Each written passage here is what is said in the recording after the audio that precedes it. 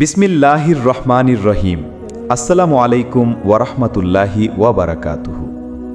আজ আমি আপনাদের সামনে পেশ করব ইসলামের ইতিহাসের সবচেয়ে হৃদয় বিদারক ও গৌরবময় একটি অধ্যায়, কারবালা। এই ঘটনাটি শুধু রক্ত বেদনার নয়, বরং এটি সত্য, ইনসাফ, ত্যাগ ও ঈমানের এক জ্বলন্ত আলোকবর্তিকা। মুহররম মাস সম্মানিত একটি মাস।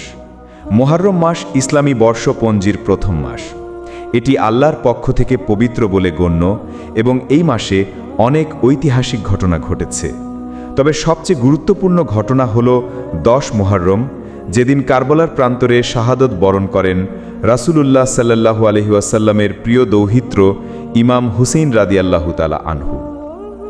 ইয়াজিদের ক্ষমতা লাভ ও মুসলিম উম্মার সংকট। হযরত মুয়াবিয়া রাদিয়াল্লাহু তাআলা আনহুর ইন্তেকালের পর তার ছেলে ইয়াজিদ ক্ষমতা গ্রহণ করে। ইয়াজিদ ইসলামী শাসনের মূল নীতি থেকে অনেক দূরে ছিল। সে অন্যায়, বিলাসিতা এবং ইসলামের মৌলিক আদর্শকে উপেক্ষা করত। তখন সে হযরত হুসেইন রাদিয়াল্লাহু তাআলা আনহুকে বাইয়াত বা নেতৃত্ব স্বীকার করতে বলে। কিন্তু হুসেইন রাদিয়াল্লাহু তাআলা আনহু স্পষ্ট বলেছিলেন, একজন অন্যায়ী, জালিম ও ফাসিক শাসকের হাতে আমি ইসলামের ব্যয়িত নেতৃত্ব তুলে দিতে পারি না। এই অবস্থায় হুসেইন রাদিয়াল্লাহু তাআলা আনহু মদিনা থেকে মক্কা চলে আসেন।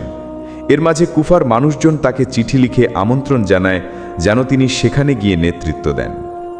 কারবালার পথে হিজরত। ৬২ হিজরির মুহররম মাস। হুসেইন পরিবারের সদস্য ও সাহাবীদের নিয়ে কুফার পথে যাত্রা শুরু করেন। তিনি মোট প্রায় ৭২ জন সহচর নারী ও শিশু নিয়ে রওনা হন। কুফার পথে পৌঁছার আগেই তাকে ইরাকের মরুভূমি কারবালায় আটকে দেয় ইয়াজিদের সেনাপতি উবাইদুল্লাহ ইবনে জিয়াদ। সেনাপতি উমের ইবনে সাদ নির্দেশ দেয়, হুসেইন ও তার দল যেন ফোরাত নদীর পানি না পায়।